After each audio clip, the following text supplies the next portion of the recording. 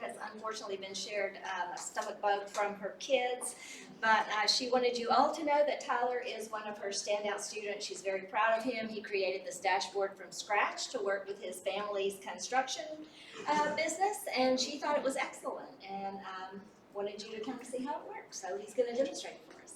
Thank you, Tyler. All right, good morning, everyone. Again, my name is Tyler Gallahar. So this is a dashboard. What you're seeing right now is something I created from scratch, and thank you again for that. And so I want to start with a short story. So how did this come to be? Why did I create this? Why is this something that you're looking at today?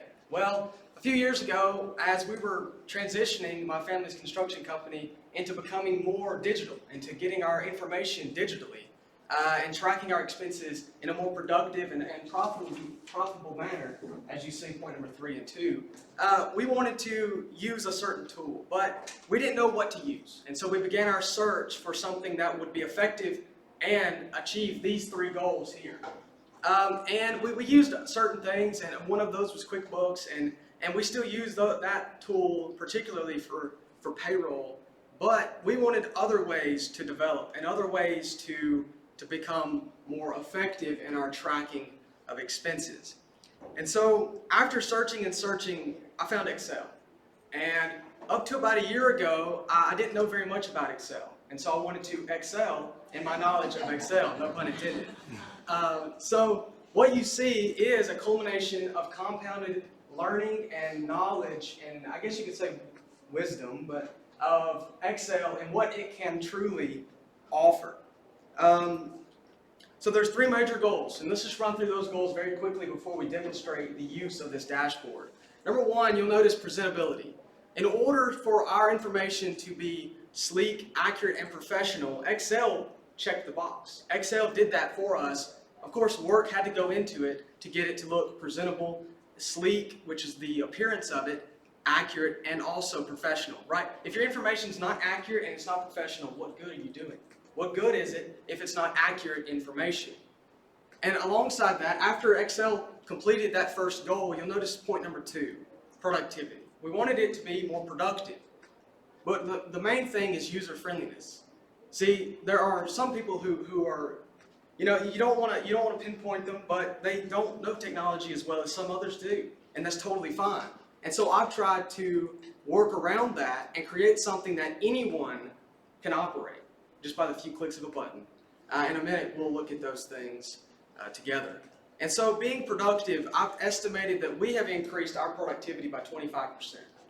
That is a large increase for such a small, and for a small firm, 25% increase, because it is user-friendly. That's in 1 hour, we can do more, we can do 25% more in 1 hour based on using this dashboard. And you might ask, well, how can you do that? Well, the key thing is anyone can use it because it's user-friendly. You can input data, you can throw away those receipts, those invoices after you've already tracked them, put in the invoice number, get rid of them, file them away, never see them again, until, of course, you might want to check and review. And so that's how it's become productive. And lastly, adaptable. It was adaptable. It can update, it can change. You can add to, you can take away elements that don't work as good as others. And so that brings us to our 3rd point, profitability. How is it more profitable? Well, it's because it's more productive. If you can be more productive, you can be more profitable. And I've estimated a 10% increase in profitability. Now, the thing y'all been waiting for, let's dive directly into the dashboard, and let's walk through it together as if we were sitting at a desk and we're inputting new information into the dashboard. So notice with me before we transition is this total expenses in the center where it says summary.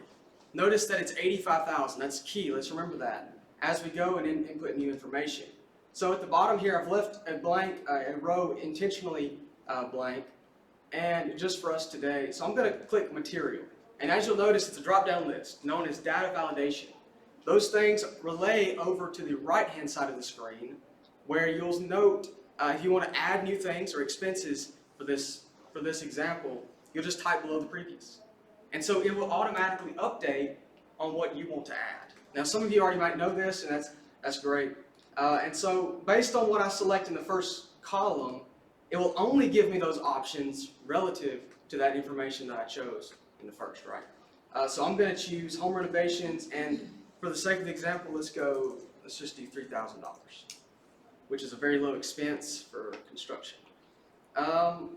But as I go back to the dashboard, notice that didn't change. Some of you might know the answer, some might not. So to solve that, right, it's a problem. How do we solve it? Well, there's a button at the very top, and it says refresh. And this is a macro. This macro will refresh the entire workbook so that you can now see your updated information. So I click that. There's your new information. It changes everything to fit what you have just added. Now, after inputting that information, let's say we want to go and find what we just put into the dashboard. So we did material, home renovations, and you can see everything is being tracked depending on what we put into our data entry spreadsheet. And let's say that we want Q1, we want to see March, or Q4. So it's very interactive, it's dynamic, so you can operate it as easily as clicking a button. But let's say that we get lost in our filters and we can't get back. As you can see, under the category section, there's no other options available. So there's a macro that's coded to a button, and this will reset the dashboard back to its original position so that you can start from scratch again and go back through the dashboard looking at things that you might want to look at. And then lastly, a toggle lock switch, I guess you could say. What it will do is lock down the dashboard so that it can't be changed while you're presenting. Or if you leave your desk for a moment and you don't want someone tampering with your work that you've spent so many hours preparing. And so those are three major buttons that I saw fit for us to use. Now, that being said, it's that simple. It's that easy. That's it. A few things I want to add to it in the future. I want to use ChatGPT. If you've heard of that, you know its capability.